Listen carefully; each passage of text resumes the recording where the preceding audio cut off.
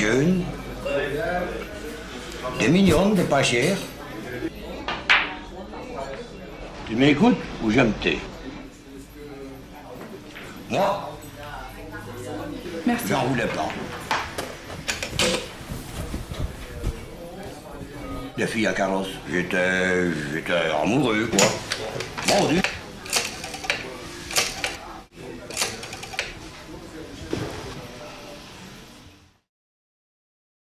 I was so drawn in by this piece. I loved the French new wave quality to it, and that black and white, the jazzy beat underneath, and those very quick cuts where we started to see that in filmmaking history of it's disorienting, but it takes us out of that linear track and also destabilized me so that I could allow it to, whatever I was feeling, allowed to wash over me because it's all justified in this kind of storytelling. I loved those images layering on top of one another, and what two contrasting images would kind of make pop up for me. And that underlying drive of the bike moving forward was what was driving us through, and that sense of that waiting in the drive. So that contrast of the tension and release of that was really fun to play with. Loved this piece. It's very stylish, great score. It was just simply a fabulous period piece. Definitely an auteur sort of vibe to it. And as a casual race fan, I was just delighted to see it was in Mettet, Belgium. That track to this day just remains a fan favorite. It's a great one. The choice to go black and white, I think, was just really a smart, strong, and apt choice.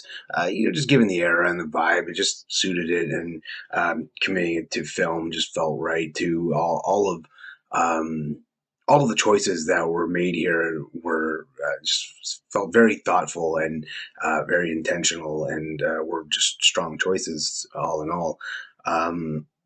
And I suspect that the color would have just distracted us from what was already a kind of busy narrative. There's a lot going on, and that's actually another thing that I really liked about the film was the structure. We have these two men, sitting, having just a light chat, and then the visuals we're getting is this motorbike racer here, and doing his hot laps or what have you. It was just an interesting structure. I think it worked really well, kept you invested. You kind of wanted to just go on this journey with him, see him get better times, even if he didn't. It was just a really interesting take on all that, and you can definitely feel the frustration building. The way it was paced and edited, and again with the score, all those things really helped with the narrative. And then you have the still photos peppered in there too that kind of just take you out for a minute in a good way and keep you wondering. So I thought that was a really just a clever sort of device that they used throughout the film. I think you took a lot of daring shots, and I think there were a lot of really interesting editing choices. I think the use of photos to transition was really cool. I think a lot of the different camera angles were also really interesting, and I think they fit the tone and the vibe of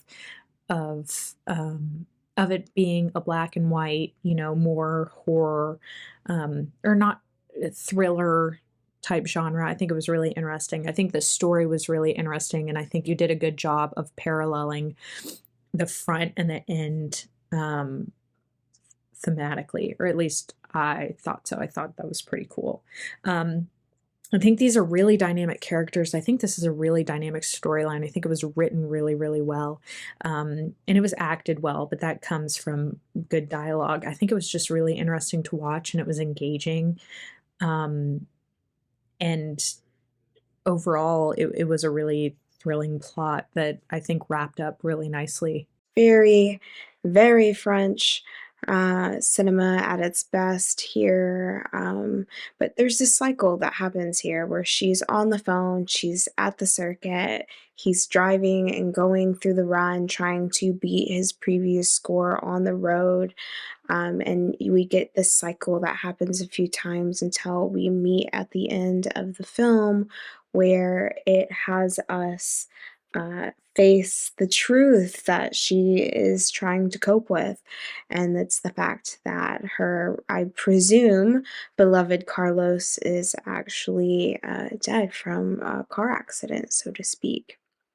And these men kind of step in and kind of come and try to soothe her wounds and coax her into having a drink with them.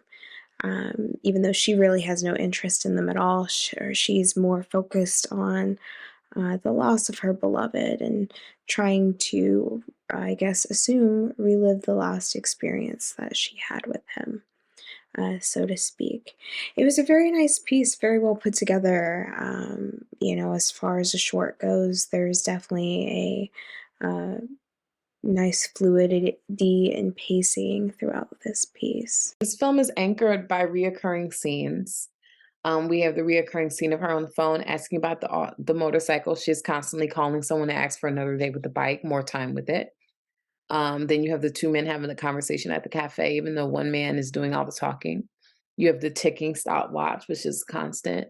And then you have the motorcyclist attempting to beat a record time until he pushes himself too hard. And so that's sort of the circuit that we're on, constant with these reoccurring scenes, which a circuit is sort of just the continual movement of this motorcycle going around and around. And it almost feels like we're also on that circuit with the continued movement of us going around and around and around. It keeps your heart racing when you see something like this because you know it's going to end badly. You knew the first second they were taking the motorcycle and he was dressed in suits and it keeps going. You know it's a dangerous lifestyle. And that's what keeps the heart racing because you know. And you knew how it was going to end, and this film still made you feel for the characters. It was something that we knew, and I love the old building they use this in. There's a lot of those throughout Europe, but the old building that they were shot in, how this was a very simplistic film where it had very minimal locations, very few shots, but it still made the impact in telling the story.